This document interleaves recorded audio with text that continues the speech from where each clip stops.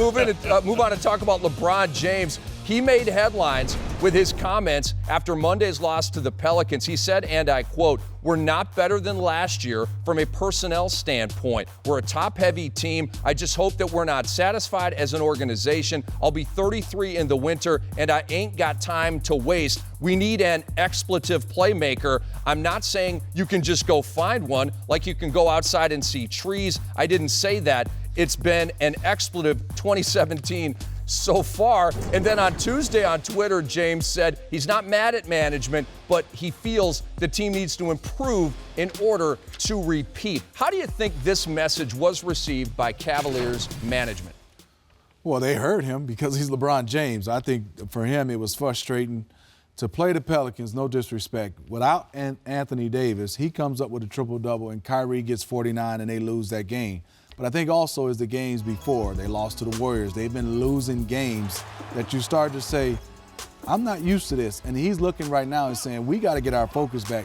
This is a game they should not have lost. You want to come in and get a chance to beat the Pelicans without Anthony Davis. But as far as a playmaker, they have two pretty good playmakers in LeBron James and Kyrie Irving. I'm talking about him in the third person. But this team, I think for them is just to refocus. That's the one thing for them. And I think the injuries have hurt them.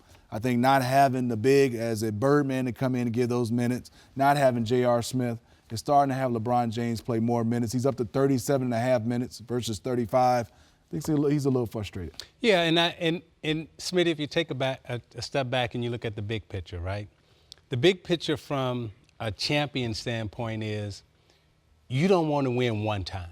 Mm-hmm. You want to go back-to-back. And when you go back-to-back championships, I mean, that puts a stamp on your legacy in terms of who you are, the type of team you are. You know, when you win once, right, and he's back in Cleveland right now. They had a big parade after the championship, the one time that they won the championship in Cleveland. Mm-hmm. So, you know, the organization and everybody is happy. LeBron James is saying, no.